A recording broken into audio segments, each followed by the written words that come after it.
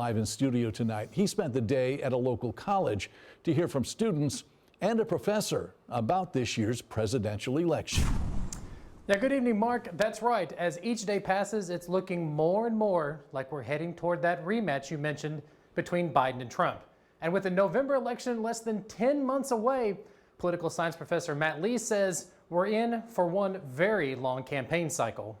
And Philip Converse said it best.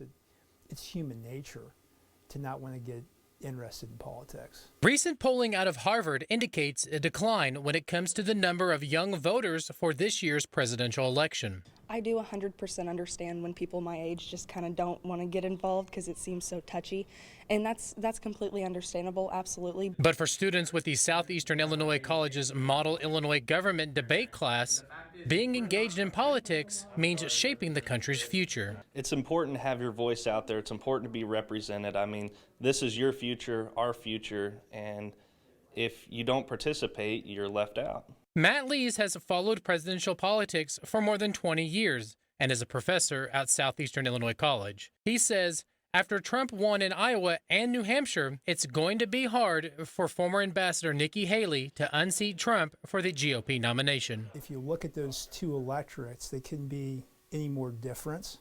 So it just tells you that Trump has broad-based support going forward. Jillian Womack is a 20-year-old student, and this will be her first time voting in a presidential election. Now that I am getting older and able to vote and those kind of things, I've definitely paid a lot more attention just so I can see kind of, because it affects everyone, but it also affects me. And despite allegations that have put more than 90 indictments against Trump and several states wanting to remove him from the ballot, Lees says Trump's legal issues have seemed to help him shore up his base. Trump had a couple election cycles where Republican Party didn't do well, a number of his candidates didn't do well, but really the party galvanized around him after that first indictment. So at that point, it became inevitable. And for a young voter like Womack, at the end of the day, it's her generation that will inherit what today's politicians leave behind.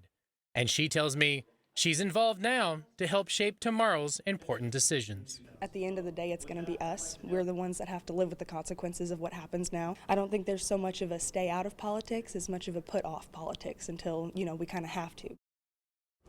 Now, Mark, next step for the GOP side is the